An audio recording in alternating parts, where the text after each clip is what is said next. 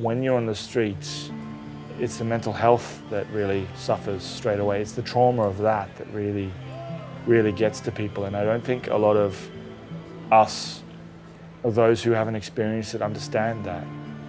Like, because we'll say, oh, you know, I've given you money for a hostel, why don't you go to a hostel? But some of them, it's like the trauma is so bad, they can't think straight. They need somebody else's help. We demonize people who beg, but nobody talks about how they ended up that way. So my name is Andrew McLay. I was born in Sydney, Australia. I moved to London in 2008, and I work as a homeless support worker for a charity called Ealing Soup Kitchen. I don't remember a lot of my childhood. My parents have been separated since I was 3 years old, so I primarily live with my mum. My father was quite abusive, so he used to beat me in particular very often, and still didn't quite understand why all that stuff was happening to me. I feel a little bittersweet about my life in Australia because I never felt I really achieved anything good. I just felt like I existed rather than actually made anything of myself. I was about 23 and I was working at a supermarket and I wasn't happy, and nothing I did, to be honest, really made me very happy. And I spoke to my mum about it, and she said, why don't you go traveling and see what comes of it? Heavenly Father, thank you for all the gifts that you give us, in particular the food we've had this morning. May it sustain us and help us to grow. Amen. I just felt like I needed to go away and being able to heal, and then maybe I could come back a better person. So I thought I'll get a plane ticket and I'll get on the plane and I'll arrive in London and everything will be great. And of course it wasn't, but I didn't know that then. I moved and I had money and I had savings and I had a place to stay initially, but I was staying in a family's house on the couch. Within about 3 or 4 days, I was told that I had to leave because my couch was going to be occupied. Their son was moving back and the only place he could sleep was that couch, so therefore I needed to be gone. In my head, it didn't quite click when I put all my stuff in my suitcase and left that place that I didn't have anywhere to go. And then as I was walking down the street, I was like, oh God, that means I've got nowhere to stay and I don't actually have another viewing today. And then I started to panic and I started to feel anxious and cold, and I didn't quite know what to do or where to go or who to speak to. And I just wandered, and I think I must have walked for sort of 7-8 hours straight, and I was so tired. I didn't know where I was. It was like this weird disorientating thing. I had to take my suitcase and I slept behind a skip. It was very cold, and by the time I went to bed down, it was snowing. I just got a whole bunch of clothes from the suitcase and just threw them all over me. And I used the suitcase as sort of a pillow, and I tried to sleep. It was weird because I had money and I probably could have found a hotel, but I didn't know where to go. I didn't know anyone. I don't think common sense entered into my mind. I think I was so shocked when I realized what might be here, the fact that I hadn't had anything lined up, that all the things that you think about afterwards don't enter your mind. So things like hotels and stuff, I didn't know where they were. And I probably walked past some, but I think I was in such a state, really. The more I looked, the less I'd seemed to see. Because what had happened was I moved to England and I think I felt this is going to be the change that I need.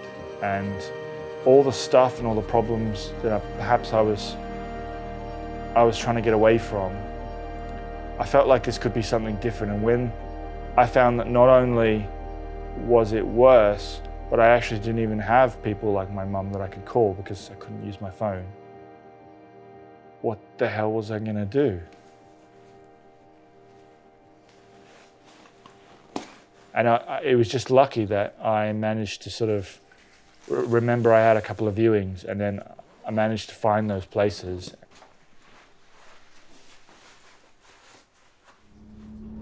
I found the Ealing Soup Kitchen when I first started work. So I started working for St John's Church, and Ealing Soup Kitchen was connected to St John's. I used to go along and help because it was just anything to kind of keep myself sane again. And then I ended up joining a team, so doing one of the weekends. So I'd cook, and I did that for about a year and a half, up until I got the job with the NHS. And then after 4 or 5 years of working in the NHS, Daphne, the lady who ran the soup kitchen, came up to me and said that she was retiring and that I should apply for it. And I've been doing that ever since. So the Ealing Soup Kitchen is a place that I feel I can really help people in a really practical and tangible way. I think part of the reason I love it is because it's full of characters and people who are really misunderstood and people who have really persevered. So I think for me, there's a feeling that I get them. You don't get choice when you're on the streets.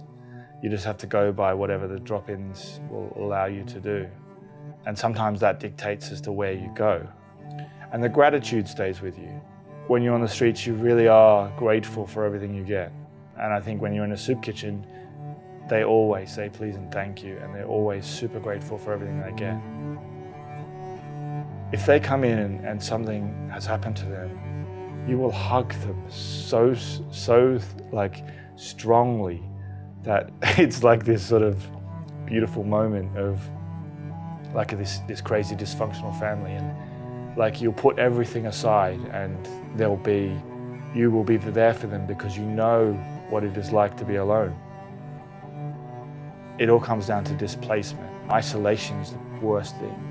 Make no mistake, it's not the fact that you don't have a roof over your head, it's the isolation, not being able to communicate, because as people, we need people. And if we can get to them before that isolation kicks in, often you'll find you can get them off the street. If you can't, then the drugs kick in or the alcohol kicks in, and then it takes years and years and years to get somebody back to a place where they can feel as though they are worthwhile members of society. I don't know what we do about that, and I don't know how we help that, but I know that it starts with love. I've been punched, beaten, and all sorts of things working in the soup kitchen, but I can't stop loving them. Like, I have to love them. It's my job to love them. And I can separate their actions from who they are. Part of the way I love people is by painting them, doing something for them that normally other people wouldn't be able to do. And I want people to feel like they don't have to have low self-esteem. They can still feel like they've got something to give and that they're worth something. Makes them feel as though something's done something really special for them. Something that requires a little bit of extra. Why don't you just talk to them? Why don't you just say hello? Like, treat them like they're a normal human being. Do you know how many people, on average, walk past a homeless person in the street? If you're in the city of London and there are tens of thousands of people who are walking past you and you get 1 or 2 responses, can you imagine the pain and the frustration of thinking how invisible you must feel? The biggest issue I think that we have is who has time? People don't have time to stop and talk to them. But if we really want to solve it, then we've got to start by asking them what they want. Don't assume they want money, don't assume they want coffee, ask them. I want them to feel as though they are worthy of help. Even if it doesn't change their lives, they can sleep knowing that somebody cares about them.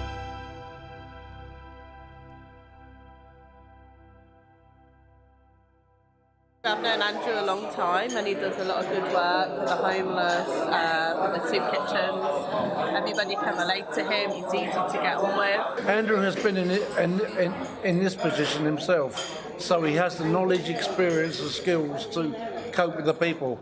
It's a very demanding job. And I think he does a lot of hours outside of what he needs to. He helps everybody, he manages all the finance and everything for the soup kitchen, so everybody gets food and clothing. He's a very good person.